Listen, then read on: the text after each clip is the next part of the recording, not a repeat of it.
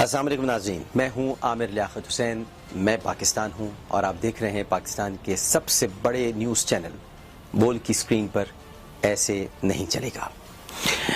ناظرین محترم، آج بہت ساری خبریں ہیں اور خاص طور پر گوادر کی کہانی بھی۔ اصل کہانی کیا ہے؟ 9 مزدور شہید ہو گئے جنہیں آج آہوں اور سسکیوں کے ساتھ سپرد خاک کر دیا گیا۔ بیشتر ان میں سے 9 شہر و فیروز کے تھے، سندھی مزدور تھے، اور کہانی کیا ہے یہ میں آپ کو بتاتا ہوں۔ لیکن سب سے پہلے مجھے آج آپ کو ایک کہانی سنانی ہے، ایک سپاہی کی کہانی سنانی ہے، ایک ایسے سپاہی کی کہانی سنانی ہے جسے نام و نمود کی کوئی خواہش نہیں ہے، اسے شہرت کی ہوس نہیں ہے، وہ نہیں چاہتا کہ ہر جگہ نظر آئے اور دکھائی دے۔ لیکن ہو کیا رہا ہے؟ گزشتہ کچھ عرصے سے سوشل میڈیا پر اس سپاہی کے خلاف، اس پیشہ ور فوجی کے خلاف ایک منظم مہم چلائی جا رہی ہے۔ لوگوں کے درمیان اختلافات پیدا کرنے کی کوشش کی جا رہی ہے، مذموم پروپیگنڈا کیا جا رہا ہے۔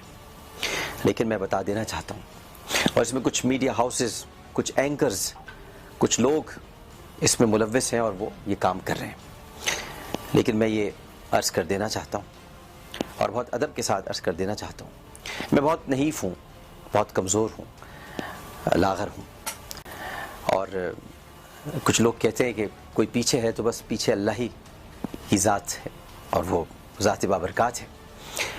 لیکن میں یہ بتانا چاہتا ہوں کہ میں اس سپاہی کے خلاف، اس فوجی کے خلاف، اس پیشہ ور فوجی کے خلاف، ان مہم چلانے والوں کو یہ بتا دینا چاہتا ہوں کہ عامر لیاقت حسین اور بول چینل اپنے اس سپاہی کے ساتھ کھڑا ہے، اپنے اس فوجی کے ساتھ کھڑا ہے، اور ہم ہر محاذ پر ان عناصر کو بے نقاب کریں گے اور ان کا چہرہ پوری دنیا کے سامنے دکھائیں گے کہ جو جنرل قمر باجوہ کے خلاف مہم چلا رہے ہیں۔ یہ سپاہی بہت عجیب سپاہی ہے ناظرین، اس نے مختصر عرصے میں کامیابیوں کی وہ تاریخ رقم کی ہے جو ہمارے بہت ہی قابل احترام جنرل ریٹائرڈ راحیل شریف صاحب بھی وہ تاریخ اتنے کم عرصے میں نہیں رقم کر پائے۔ وہ ایک بہت پیشہ ور فوجی تھے اور آج کل مسلم اتحادی افواج کے سربراہ ہیں، لیکن ان کو ان کامیابیوں تک جو کہ میں اب بتانے والا ہوں بہت زیادہ ہیں، ان کامیابیوں تک بھی وہ نہیں پہنچ سکے، اور یہ جناب قمر باجوہ صاحب بڑے مختصر عرصے میں ان کامیابیوں تک پہنچ گئے۔ اب آپ سوچتے ہوں گے کہ کامیابیاں کیا ہیں؟ پہلے تو آپ یہ سوچئے کہ افغانستان کے اندر جا کر سینکڑوں دہشت گردوں کو واصل جہنم کرنا کیا کبھی پہلے کسی آرمی چیف نے کیا؟ بڑی سمپل اور سیدھی سی بات ہے۔ اسی طرح کل عدم تحریک طالبان پاکستان کے کمانڈر، جن کا انٹرویو آپ نے نیلے پیلے پہ دیکھا اور کورٹ کی اجازت کے بعد وہ دکھایا گیا، وہ کہ پرسنلی میرا اس سے اتفاق نہیں ہے انٹرویو دکھائے جانے سے، لیکن کورٹ کا احترام ہم سب کو کرنا ہے، عدالت نے اس کو دکھانے کی اجازت دی۔ احسان اللہ احسان کی گرفتاری کیا کوئی کم کامیابی ہے؟ میں یہ گنوانا اس لیے چاہ رہا ہوں کہ جو اینکر حضرات آج جن کو قمر باجوہ صاحب ڈان لیکس کی وجہ سے بہت برے نظر آ رہے ہیں، میں ان کو یہ بتانا چاہتا ہوں کہ وہ کس سمت کی جانب ہیں اور وہ کیا سوچ رہے ہیں۔ اور ایک بات ویسے بھی میں آپ کو بتا دوں، قرآن شریف کی ایک آیت کریمہ ہے، اور اس آیت کریمہ کا مفہوم یہ ہے کہ ہو سکتا ہے جو بات تمہیں بھلی لگتی ہو وہ تمہارے لیے اچھی نہ ہو، اور ہو سکتا ہے جو بات تمہیں بھلی نہ لگتی ہو وہ تمہارے لیے اچھی ہو۔ تو میرا خیال یہ ہے کہ قرآن کریم کی اس آیت مبارکہ پر سب کو عمل کرنا چاہیے۔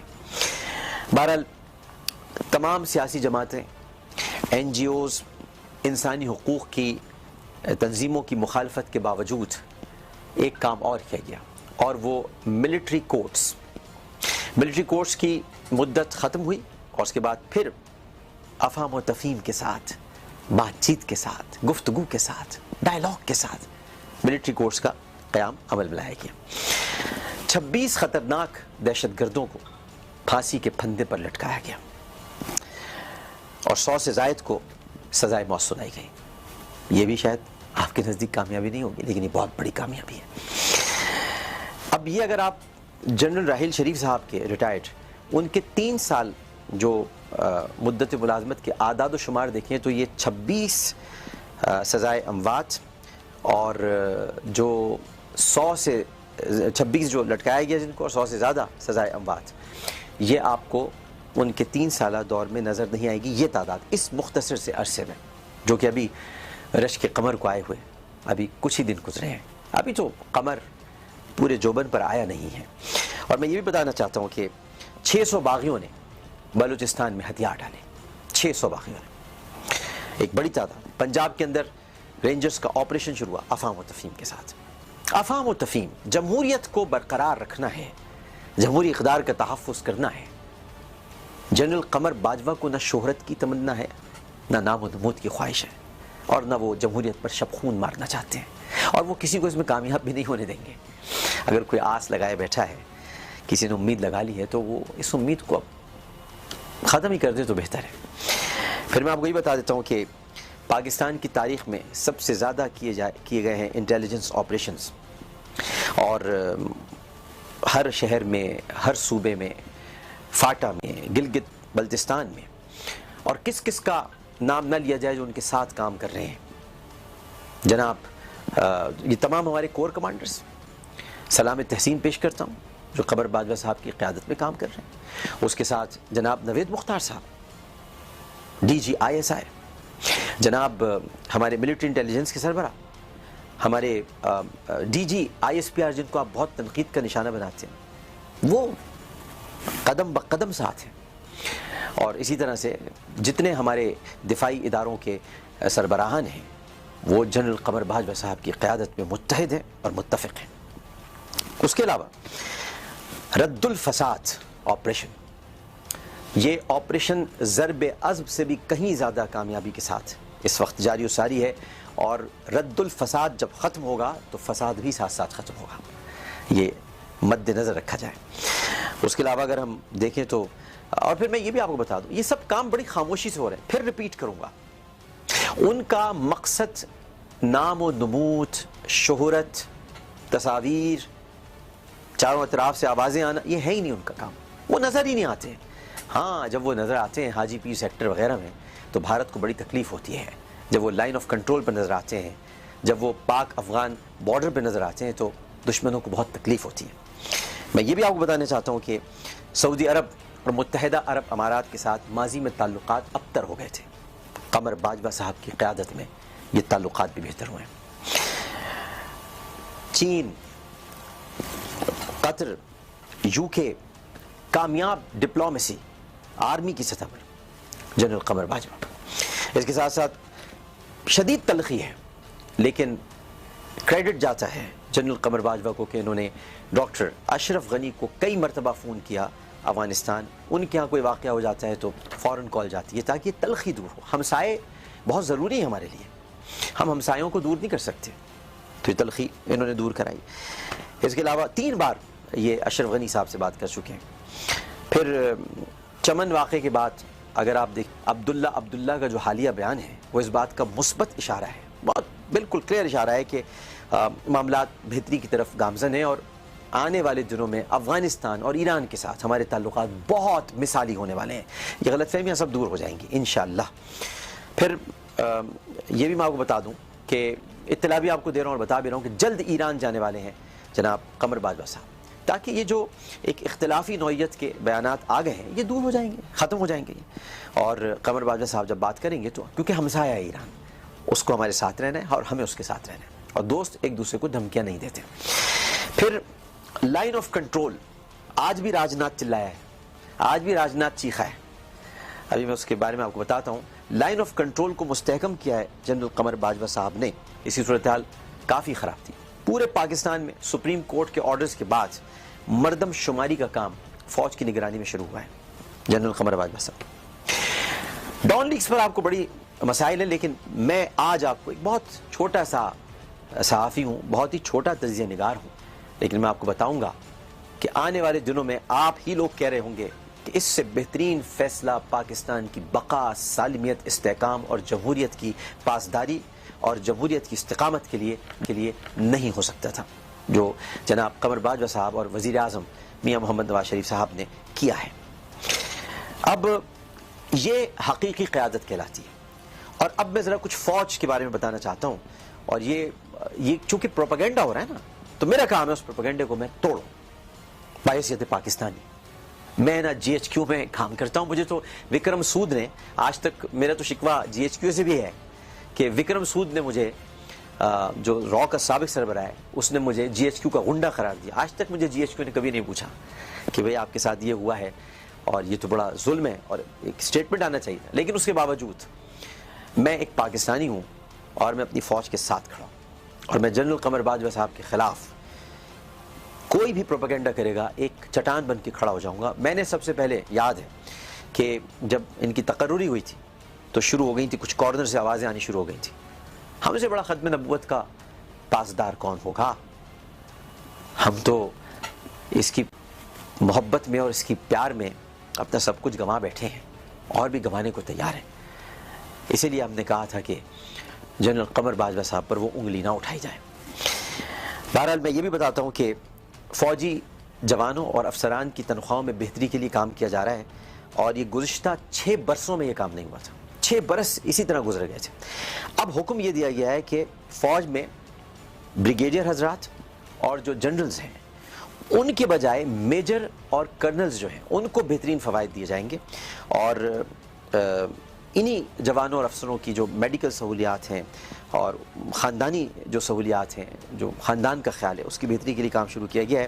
اور فوجی افسر ڈاکٹروں کو نجی پریکٹس سے روک دیا گیا ہے کہ آپ پرائیویٹ پریکٹس نہ کریں، تاکہ وہ اپنے جوانوں اور اپنے خاندان کو زیادہ سے زیادہ وقت دے سکیں. حکومت وقت کو مدرسہ اصلاحات جو ہو رہی ہیں، اسلحہ سازی اور دہشت گردی کے خلاف اقدامات کرنے کے لیے راغب کیا جنرل قمر باجوہ صاحب نے. اور پاک افغان سرحد پر جو حفاظتی اقدامات آپ نے اٹھائے وہ ایک ایسا قدم ہے کہ جس کی کوئی مثال نہیں ملتی ہے. اور پھر 23 مارچ کی طرف آ جاتے ہیں، جب پاکستان آرمی نے پریڈ کی تو 3 اتحادیوں، چین، سعودی عرب اور ترکی کے ٹروپس اس میں شامل تھے. تو میں آپ کو بتا دینا چاہتا ہوں کہ جو سوشل میڈیا پر کیمپین چلا رہے ہیں ان کو میں واضح پیغام دینا چاہتا ہوں کہ وہ اپنی مذموم حرکات سے باز آ جائیں، ورنہ بول جنرل قمر باجوہ کی نہیں، کیونکہ جنرل قمر باجوہ ایک پیشہ ور سپاہی کا نام ہے اور جنرل قمر باجوہ پاک فوج کا نام بھی ہے. تو ہم دفاع کریں گے اور ہم دفاعی طور پر اس پروپیگنڈے کا بھرپور جواب دیں گے. ہم خاموش نہیں بیٹھیں گے، اور ہم تو پہلے بھی خاموش نہیں بیٹھے تھے. میں تو ویسے نہیں بیٹھتا ہوں، اور ایک دور آپ دیکھ چکے ہیں کہ جہاں سچ کہنا ہوگا میں کہوں گا. قمر باجوہ صاحب اکیلے نہیں ہیں، پاکستان کا بچہ ان کے ساتھ ہے، اور یہ ایک چھوٹا سا انسان بھی ان کے ساتھ کھڑا ہوا ہے. اور میں یہ بھی کہنا چاہتا ہوں کہ کسی نے بھی سوشل میڈیا پر کسی آرمی چیف کو اتنی تنقید کا نشانہ نہیں بنایا. بہت دکھ ہو رہا ہے مجھے، میں آپ کو سچ بتا رہا ہوں، کیونکہ بھئی آپ کا مسئلہ حل نہیں ہوا. آپ چاہتے تھے جمہوریت کی بساط لپیٹ دی جائے، آپ چاہتے تھے کہ فوج اور حکومت لڑ جائیں، آپ چاہتے تھے لڑائی ہو، ماشاءاللہ آ جائے. کیوں آ جائے بھائی؟ کس لیے آ جائے؟ غلطیاں ہوتی ہیں، درست ہو جاتی ہیں. مطلب بساط لپیٹ دیں، پھر کون آئے گا؟ آئے گا کون؟ کس کو لانا ہے؟ تو یہ سب چیزیں بہت بری باتیں ہیں. یہ آپ کے پسند کے مطابق یا آپ کے معیار کے مطابق یا آپ کی فکر کے مطابق یا آپ کی سوچ کے مطابق آ رہا ہے تو بھئی کیمپین چلانی شروع کر دو جنرل قمر باجوہ کے خلاف. بہرحال جنرل قمر باجوہ صاحب کے صبر کو میں سلام تحسین پیش کرنا چاہتا ہوں کہ وہ ہر دباؤ کو بہت صبر کے ساتھ برداشت کرتے ہیں، خاموشی کے ساتھ. لیکن بہرحال وہ وہی قدم اٹھاتے ہیں جس سے پاکستان کی ساکھ بہتر ہو، پاک افواج کی ساکھ بہتر ہو. اور شور مچائے بغیر 5 مہینے میں ہمارے رشک قمر وہ کامیابیاں حاصل کر چکے ہیں جو ان کے پیش رو بہت زبردست جنرل تھے، جنرل ریٹائرڈ راحیل شریف صاحب. وہ 3 برسوں میں انہوں نے کامیابیاں حاصل کی جو ہمارے رشک قمر نے 5 ماہ میں یہ کامیابیاں حاصل کر لی ہیں.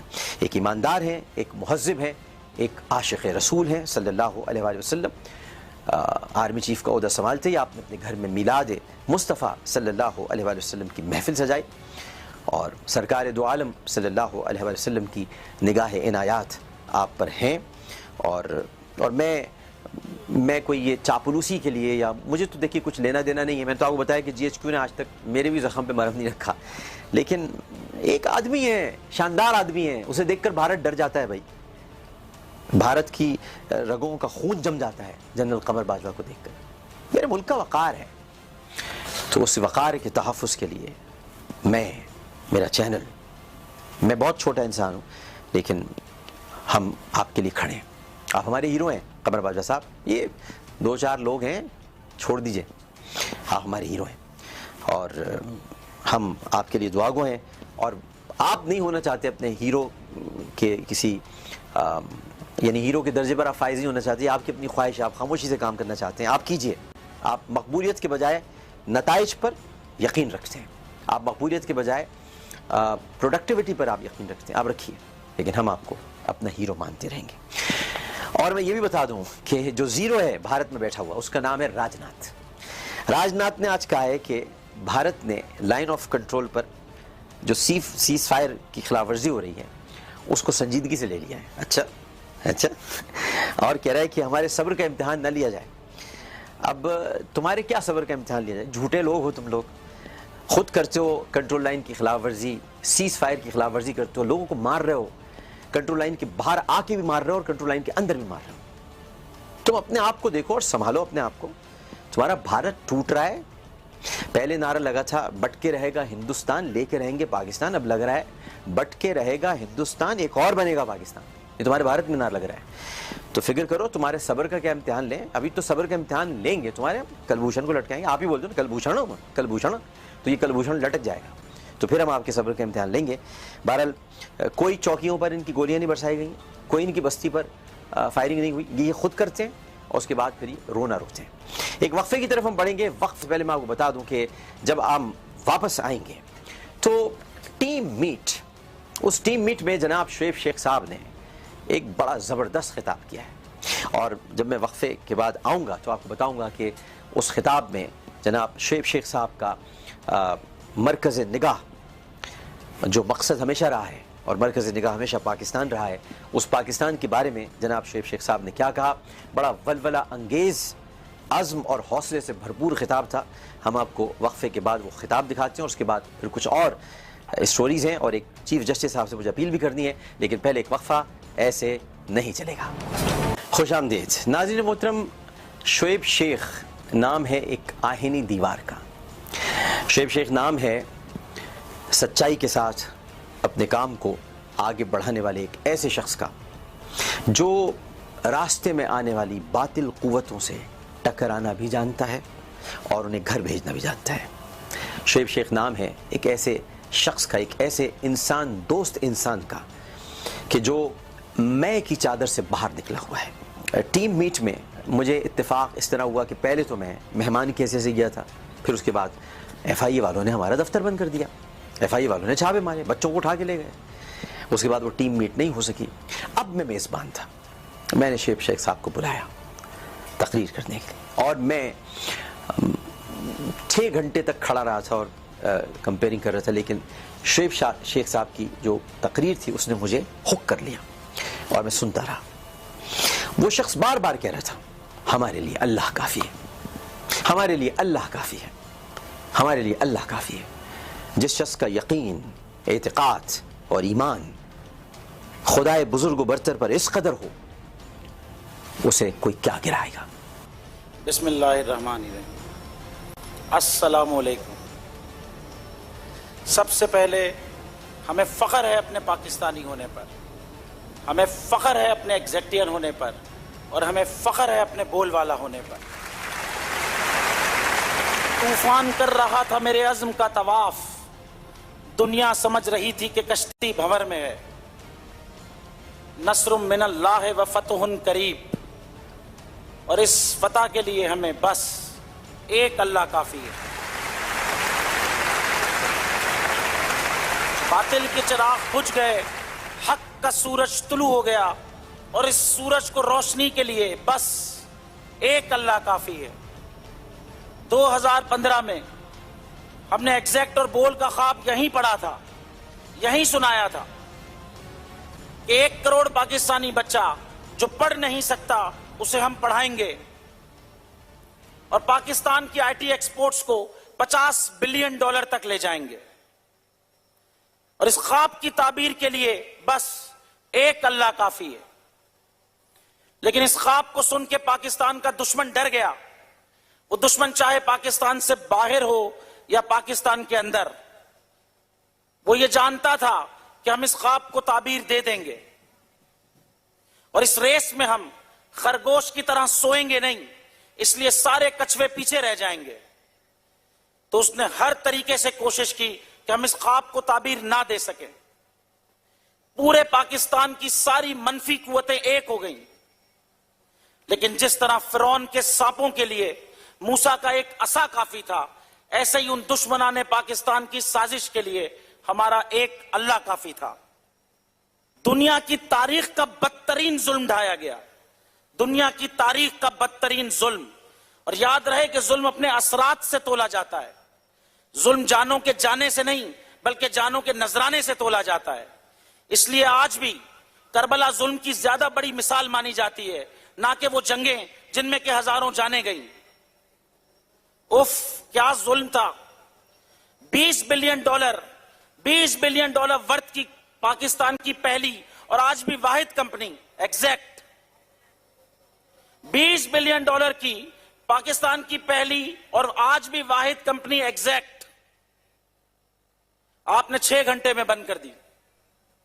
اس وقت 2014 میں پورے پاکستان کی I T exports total $432 million تھی جو اسٹیٹ بینک میں رپورٹ ہوئی.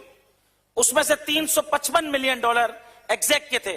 یعنی کہ پورے پاکستان کی آئی ٹی انڈسٹری کا 80% جو کمپنی تھی آپ نے وہ 6 گھنٹے میں بند کر دی. اف کیا ظلم ہے. لیکن ہمارے لیے ایک اللہ کافی تھا. ساری دنیا میں پھیلی، ہر بر اعظم، ہر ملک، ہر شہر میں اپنا پرچم، پاکستانی پرچم لہرانے والی یہ کمپنی آپ نے فقط 6 گھنٹے میں بند کر دی. اف کیا ظلم تھا. لیکن ہمارے لیے ایک اللہ کافی تھا.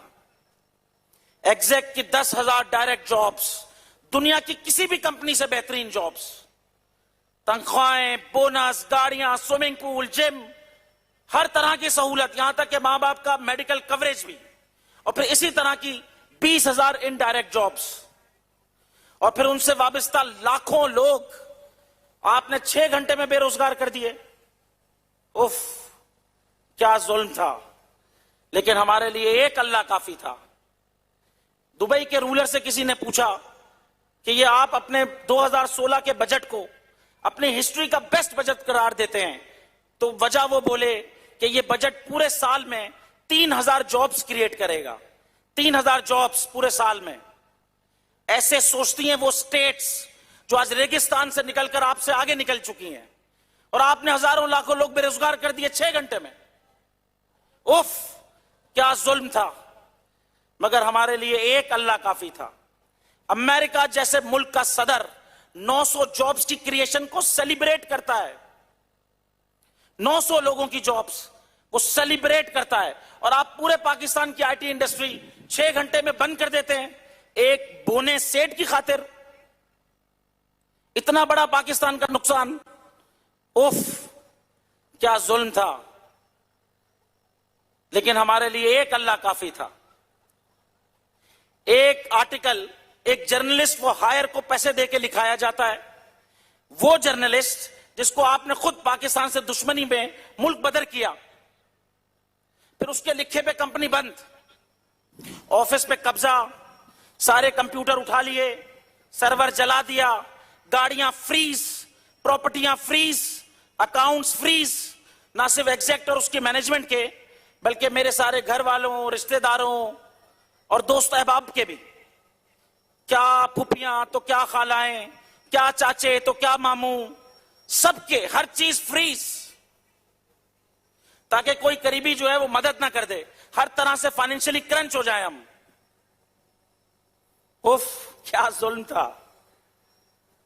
اور پھر جو دوسرے فیڈرل ادارے ہیں وہ بھی پیچھے لگا دیے، خواہ وہ FBR ہو یا کسٹمز، جھوٹے اور من گھڑت ایشوز بنا کر فقط 6 گھنٹے میں، یہ سب 6 گھنٹے میں ہو رہا ہے. مینجمنٹ کو اٹھا کے بھیڑ بکریوں کی طرح جیل میں بند کیا آپ نے، اور مینجمنٹ کیا، جو ہاتھ لگا، جس نے حق بولا اس کو اٹھایا اور جیل میں بند کر دیا. ایک ایسے الزام پہ جس میں کہ شخصی ضمانت پہ رہائی ملتی ہے، آپ نے 15 مہینے بیل نہیں ہونے دی، نہ کوئی گواہ، نہ کوئی مدعی، نہ کوئی کیس. اوف، کیا ظلم تھا. لیکن ہمارے لیے ایک اللہ کافی تھا. دشمنان پاکستان توڑنا چاہتے تھے ہمیں. 6 فٹ بائی 8 فٹ کی کھولی میں جیل میں رکھا. کھولی کہتے ہیں اس کمرے کو جیل میں. واش روم اسی کمرے میں تھا. الحمدللہ نہیں ٹوٹا. پھر میری فیملی سے مجھے ملنے نہیں دیا، نہیں ٹوٹا. وکیلوں کو فیس دینے کے پیسے نہیں چھوڑے، نہیں ٹوٹا. میری ماں کی ایف آئی آر کاٹی، نہیں ٹوٹا. میری بہن کی ایف آئی آر کاٹی، نہیں ٹوٹا. پھر میری بیوی کی ایف آئی آر کاٹی، نہیں ٹوٹا. ایگزیکٹینس کے گھروں میں چولہے بند ہو گئے، نہیں ٹوٹا. ہمارے اس وقت کے ایچ آر ہیڈ کا مرڈر ہوا، نہیں ٹوٹا. ہم جو 1 کروڑ بچہ پاکستان کا مفت میں پڑھانے نکلے تھے، ہمارے اپنے ایگزیکٹینز نے اپنے بچے اسکولوں سے نکال دیے فیس نہ دینے کی وجہ سے، نہیں ٹوٹا. کسی ایگزیکٹین کے والد تو کسی کی بیوی ہسپتال کے بستر پہ دم توڑ گئی پیسے نہ ہونے کی وجہ سے، نہیں ٹوٹا. میں جب جیل میں بند تھا، یہ لوگ میرے گھر میں کودے ماسک پہن کر، میرے گھر کی عورتوں اور بچوں کو ڈرانے کے لیے. لیکن نہ ہمارے گھر کی عورتیں ٹوٹی، نہ ہمارے بچے ٹوٹے، نہ میں ٹوٹا، نہ ایگزیکٹینز ٹوٹے، نہ بول والے ٹوٹے. جو رکے تو کوہ گرا تھے ہم، جو چلے تو جاں سے گزر گئے. رہے یار ہم نے قدم قدم، تجھے یادگار بنا دیا. دشمنان پاکستان یہ جان لو کہ شعیب شیخ ایک کیفیت کا نام ہے، ایک ایسی کیفیت کا جس نے کہ اپنے سارے ایگز ایک باسکٹ میں ڈال دیے ہیں. وہ بچپن میں تو زیادہ تر کہانیاں ہمیں سکھائی تھی نا، ہم نے وہ نہیں سمجھی، وہ نہیں مانے ان چیزوں کو. جب ہمیں بتایا گیا کہ do not put all your eggs in one basket, کیونکہ بڑا رسکی ہوتا ہے. یہ اس کیفیت کا نام ہے جس نے اپنے سارے ایگز ایک باسکٹ میں ڈال دیے، اور اس باسکٹ کا نام پاکستان ہے. اب جینا اس کے ساتھ، مرنا اس کے ساتھ. اور یہ کیفیت آپ کو ہر ایگزیکٹین میں، ہر بول والے میں ملے گی. دیکھ لو غور سے، تم نے ایک شعیب شیخ جیل میں ڈالا تھا، باہر ہزاروں، جیل کے باہر ہزاروں ایگزیکٹینز اور بول والے دیکھے پھر تم نے. تو یہ جان لو اس کیفیت کا تم کچھ نہیں بگاڑ سکتے، کیونکہ اس کیفیت کے لیے سب کچھ بس ایک اللہ ہے. اف، کیا ظلم تھا. لیکن اس واقعے اور اس سانحے کو اس ظلم و ستم سے یاد نہیں رکھا جائے گا. اس کو ہمارے شہید ہونے سے نہیں، ہمارے غازی بن کے لوٹنے سے یاد رکھا جائے گا. اس کو ہمارے امتحان میں پورا اترنے سے یاد رکھا جائے گا.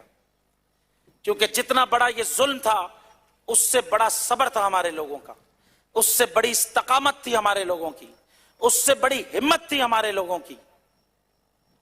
اس کو ہمارے گھر کے بزرگوں، ماؤں، بہنوں، بیٹیوں اور بچوں کے صبر و استقلال، فائٹ بیک اور ریزیلینس سے یاد رکھا جائے گا.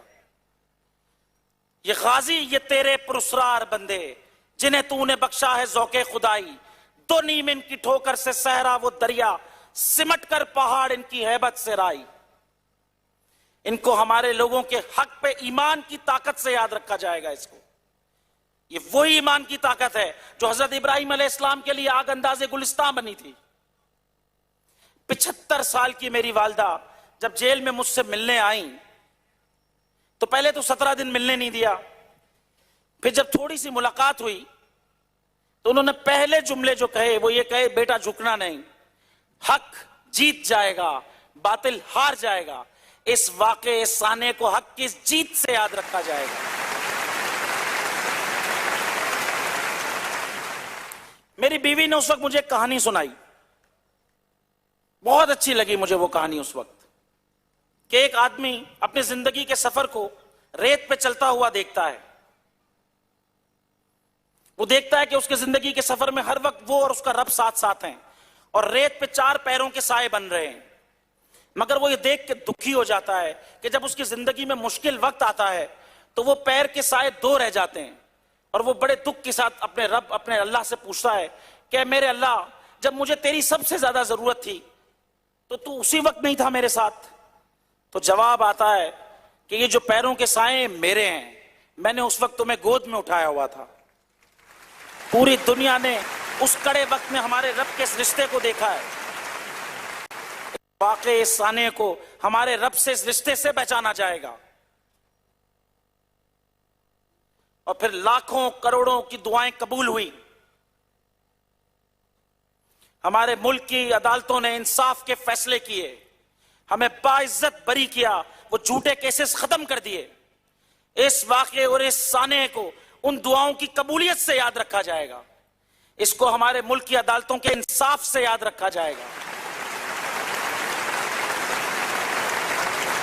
15 مہینے بعد، 15 مہینے جیل میں رہنے کے بعد، جب 1 سپٹمبر 2016 کو ہم نے قدم باہر رکھا تو 19 دن، فقط 19 دن میں 19 سپٹمبر 2016 کو ایگزیکٹ 100% آن ہو گیا۔